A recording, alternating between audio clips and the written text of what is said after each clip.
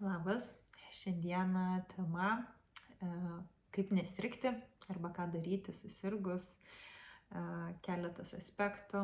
Ir kadangi pas mane bendruomenėje yra labai sąmoningų žmonių, tai šis įrašas bus apie tai, kad aš priminčiau dalykus, kas mūsų nesusargdina arba ką daryti, kad išliktumėme sveiki, o jeigu jau kas kabinasi, tai kad greičiau išprocesintumėm ir pasveiktumėm. Tai kaip ir sakiau, kad sąmoningi žmonės, tai jūs jau žinot, kad jeigu su jumis viduje, visoje struktūroje yra viskas gerai, tai joks sergantis, kuris čiaudėja, skrepliuosi, jūs neapkrės. Ir šiandien daugiausiai įrašas apie tai, apie šitas ligas, kur mes sakom apsikrečiame arba susirgame peršalimais ir panašiai. Šiaip nebūna tokių dalykų, nebent vyksta toks dvasinis virsmas ir kūnas nespėja su jūsų kitais lygmenim, tai tada fizinis kūnas susirga tam, kad išprocesintų ir visas pokytis, tas lygmens augimas įvyktų, tai jūs tada paguldo ir išmiegat. Bet jeigu šnekam paprastesniu lygmenį, ar ne, tai mes turim rūpintis kūno švara. O kūno švara keliais aspektais, tai pirmiausia fizinio kūno švara arba pasirūpinimas jo sveikata. Tai yra švara reikštų, kad nepadarom terpės, kad kūnas būtų apterštas ir jame užsilaikytų ligų sukėlėjai.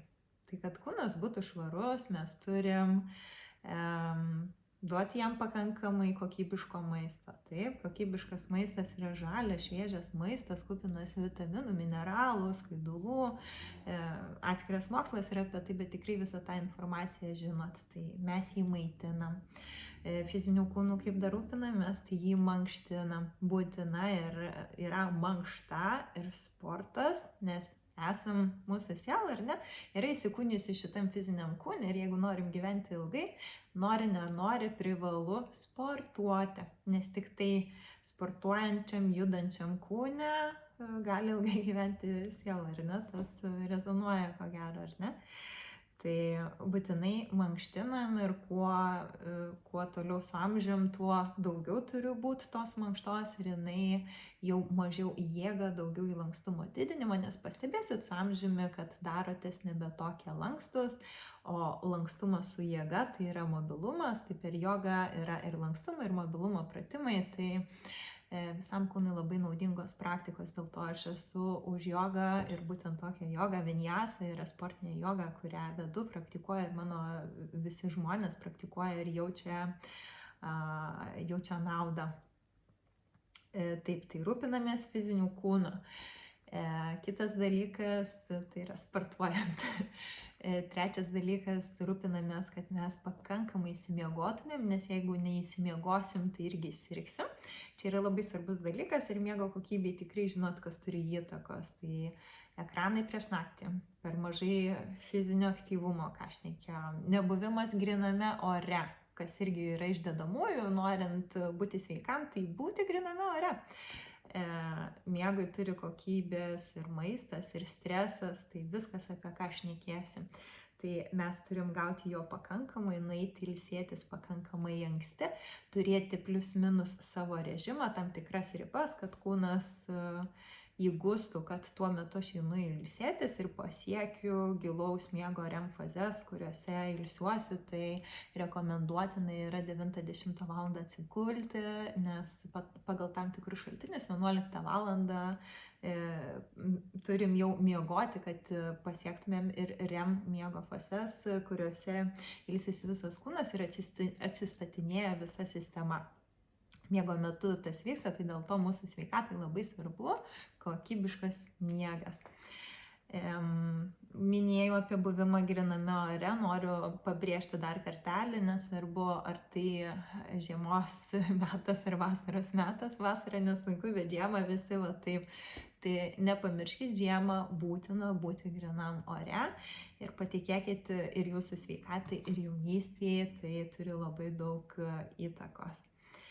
Na ir pagrindiniai aspektai, kaip pasirūpinti fiziniu kūnu, man taip atrodo, jau išsakiau, jeigu ką prisiminsiu, pasakysiu vėliau.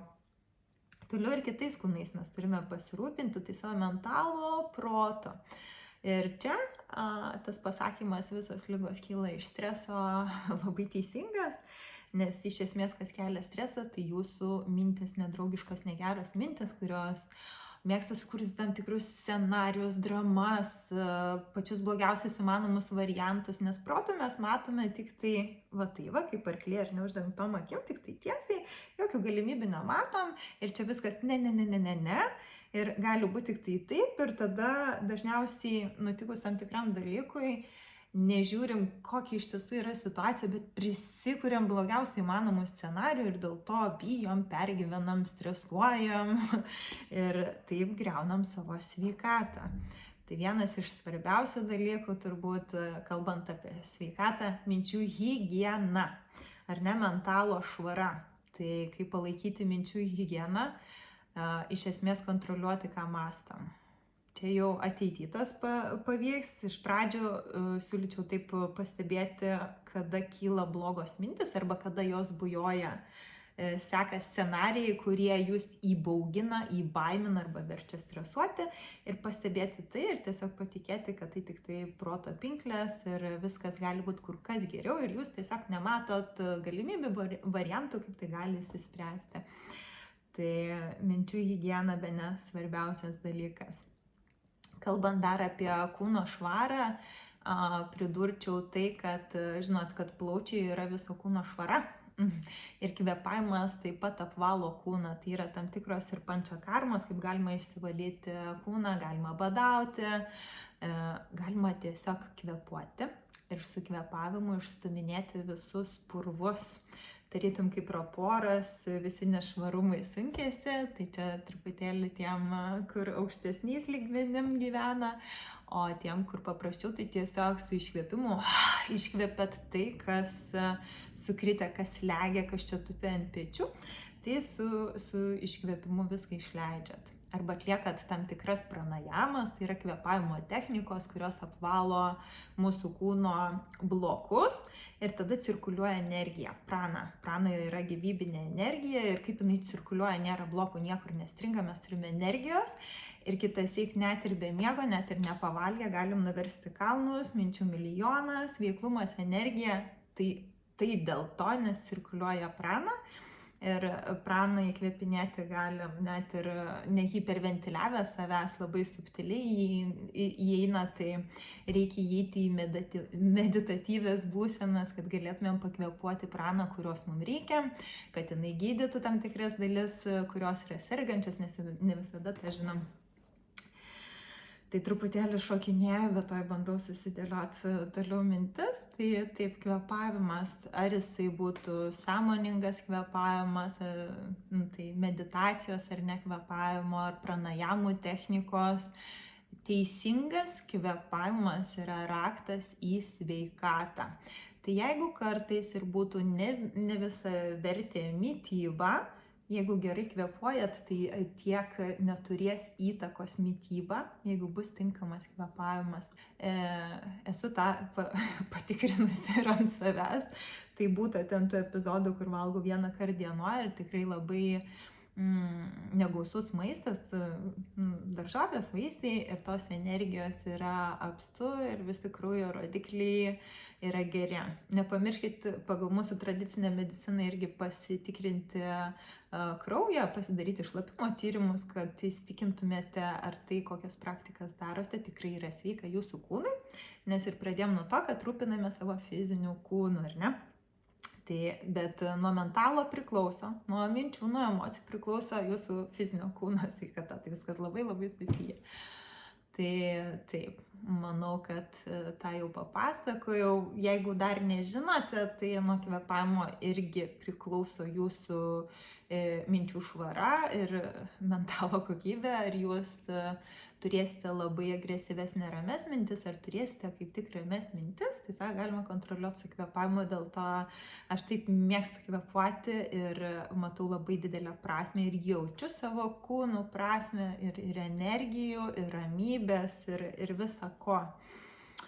Tai nuraminti protą, nurimti per meditacijas, per kvėpavimą tikrai pravartu, nes tai jūs ištraukia iš tų stresinių būsenų, kuriuose įsistresavęs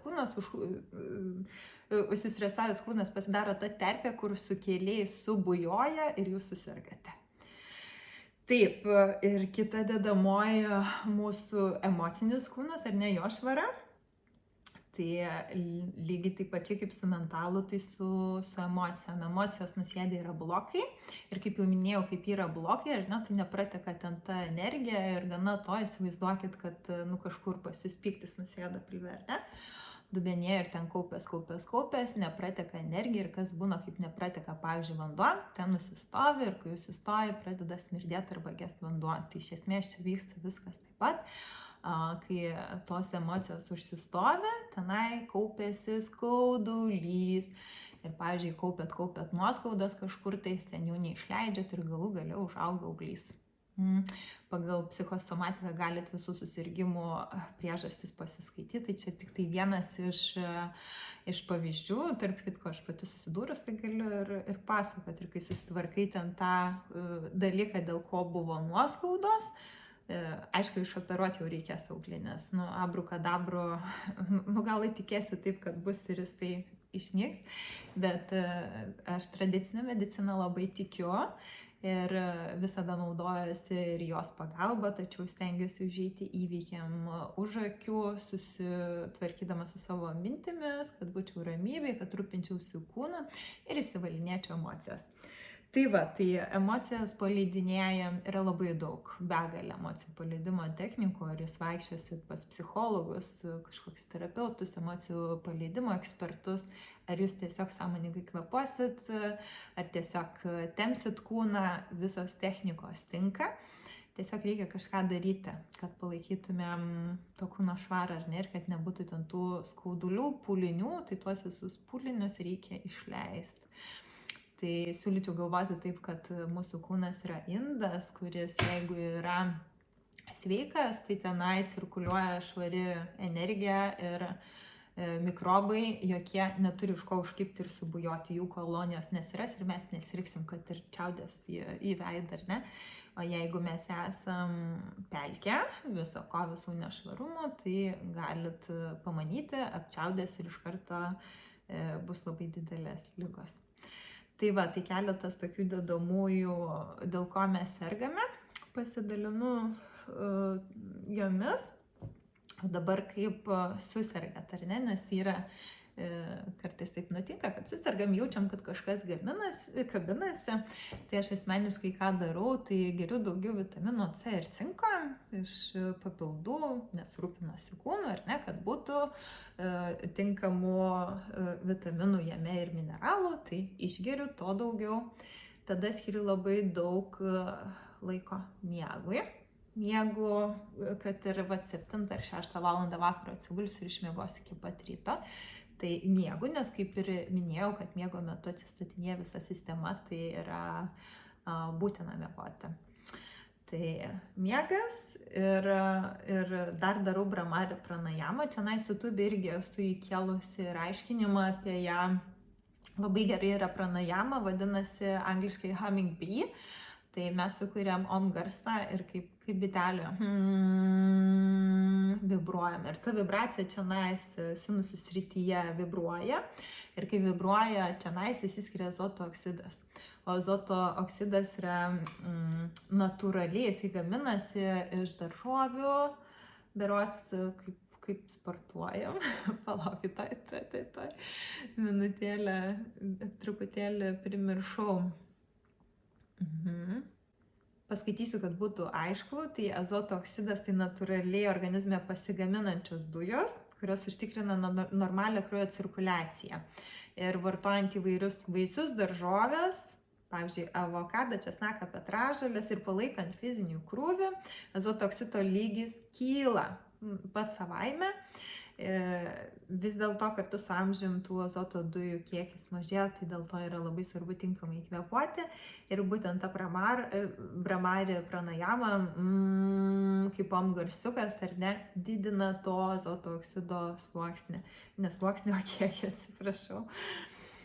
Ir azoto oksidas turi antibakterinių prieš uždegiminių savybių, padeda gaminti antioksidantams, gerina apskritai imunitetą. Tai vat, dėl šių priežasčių labai verta atlikti tą pranajamą, kad kai susirgate, jūs ištrauktų iš susirgymo ir neleistų tiem sukėlėjam subujoti. Tai galite irgi tokią analogiją pasinaudoti, man jinai labai priimtina, kad tarytum sukėlėjai kažkur čia keliauja, bet kai vibruoja, tai vibruojantis indas ir neprikimba. Man tiesiog kažkaip labai tinka šitas epitetas, bet aš kokias 5-10 minučių va šitą pasidarau važiuoju mašiną, jaučiu, kad jau ne kažką, žinau, kad grįžus gersiu arbatą su C vitaminu ir bramarę darau. Tai žinokit, ištraukę ir nepažiūrėkit pro pirštus ar kažkaip skeptiškai, žiūrėkit taip išradingai ir leiskit savo žaismingai pasimėginti įvairius būdus. Tai šitą rekomenduoju. Tai va, tai jeigu bus daugiau minčių, tai padarysiu dar vieną įrašą. Visada noriu gyvų susitikimų, nes jūs užduodat klausimus ir tada natūraliai ateina atsakymai, nes atrodo jūs viską žinot. Tai iš esmės čia tokiu apsirašiau dalykus, ką jūs žinot, bet turėčiau priminti ir primenu juos. Tai va, tai tikiuosi buvo naudinga, jeigu taip, pasidalinkit, išreiškit padėką, kad ir kaip ten jūs įsivaizduojat, komentarų širdelė, pasidalymo, ar tiesiog asmeninė žinutė, ačiū, būsiu labai dėkinga ir galit pasakyti daugiau temų, kurios jums aktualios. Aš tiesiog pamačiau, kad šiuo laikotarpiu visi labai serga ir galvoju, kas yra tai. Dar kalbant apie tas emocijas, ar ne, kad kaip ir sakau, būti aukštose emocijose, tai nekaltinti kitų, nekaltinti pasaulio, nekristi į depresijas, tiesiog matyti tą kažkur tai saulę, kuri kartais slepiasi už debesėlių, matyti žmonėse šviesą, kad ir kaip situacijos atrodytų neteisingos. Pati, kadangi daug situacijų ir paskutiniu metu turiu, kur mane mokina šito, kad ir kaip atrodytų neteisinga ar kažkaip tais, kad blogi žmonės, bet visiems stengiuosi visose situacijose pamatyti šviesą. Ir tai ištraukia. Tai va, tai likit šviesoje ir šviesoje esant ir nesergam. O jeigu serga, tai linkiu pasveikti labai greitai, pasinaudojus patarimais. Ačiū.